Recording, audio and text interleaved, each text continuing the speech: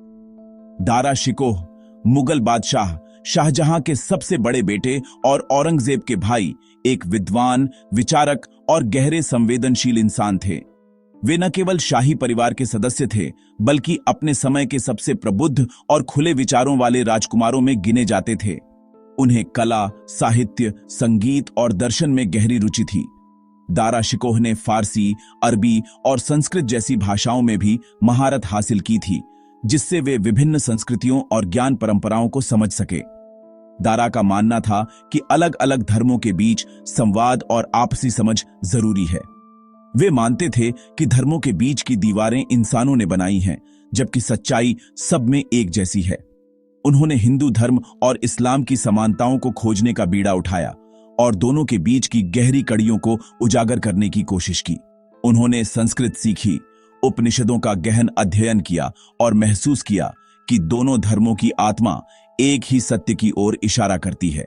दारा ने उपनिषदों का फारसी में अनुवाद भी करवाया ताकि अधिक लोग इन विचारों को समझ सकें।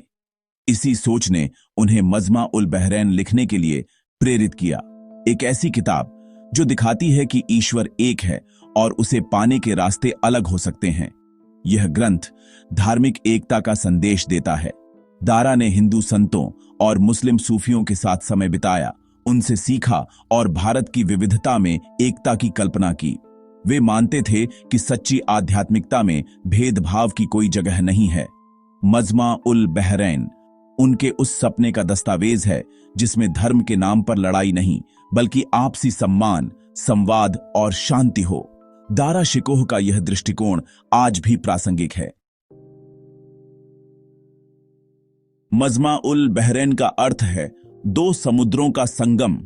यह नाम अपने आप में गहराई और समावेश का प्रतीक है।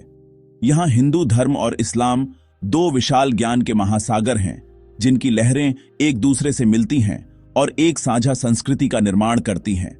दारा शिकोह ने उपनिषदों और सूफी विचारधारा को अपनी किताब की नींव बनाया ताकि दोनों परंपराओं के बीच गहरे संवाद को उजागर किया जा सके। उन्होंने उपनिषदों का फारसी में अनुवाद किया, जिसे सिर-ए-अकबर कहा गया, जिससे भारतीय और इस्लामी ज्ञान का सेतु बना। दारा ने वेदांत के अहम ब्रह्मास्मि और सूफीवाद के अनल हक जैसी अवधारणाओं की तुलना की और दोनों में छिपे गहरे अर्थों को सामने लाया। उन्होंने दिखाया कि आत्मा और रूह, मोक्ष और वस्ल जैसी अवधारणाएं दोनों परंपराओं में मिलती जुलती हैं और इनकी समानता से एकता का संदेश मिलता है। इस तरह मजमा उल बहरैन एक अकादमिक और दार्शनिक पुल बन गया, जो दोनों धर्मों के गहरे संबंध, संवाद और साझा विरासत को उजागर करता है। दारा शिकोह ने वेदांत और सूफीवाद के बीच गहरी समानताएं खोजी। वेदांत में ब्रह्म और इस्लाम में अल्लाह दोनों ही निराकार, सर्वव्यापी परम सत्ता हैं। आत्मा और परमात्मा का संबंध वेदांत में मोक्ष, सूफीवाद में वस्ल, दोनों का लक्ष्य ईश्वर से एकत्व है। सृष्टि की अस्थायीता हिंदू दर्शन में माया, सूफी विचार में इश्क-ए-हकीकी दुनिया को असली सच्चाई से अलग मानते हैं। आध्यात्मिक यात्रा के चरण वेदांत के ज्ञान, कर्म, भक्ति, सूफीवाद के शरीयत, तरीकत, हकीकत, मारिफत, मंजिल एक ही है।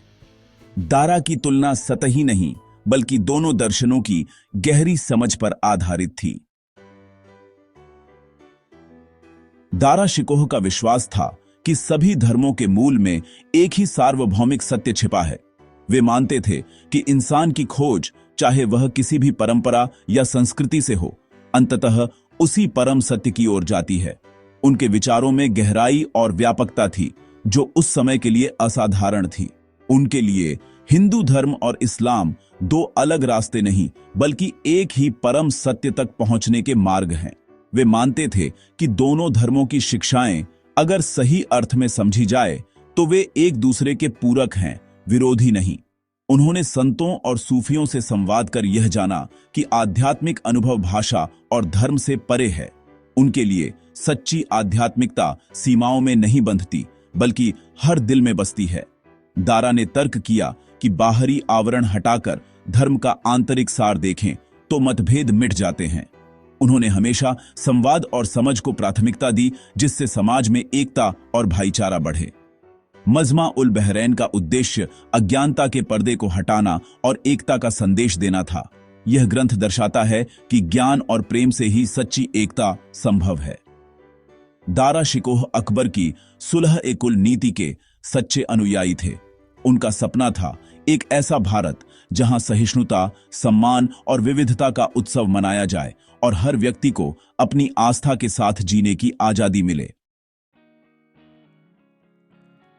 मजमा उल बहरैन धार्मिक सद्भाव और सहिष्णुता का ऐतिहासिक दस्तावेज है।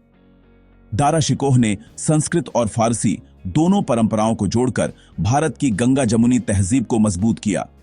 इस किताब ने भविष्य के समाज सुधारकों को प्रेरित किया और आज भी अंतर धार्मिक संवाद का स्रोत है।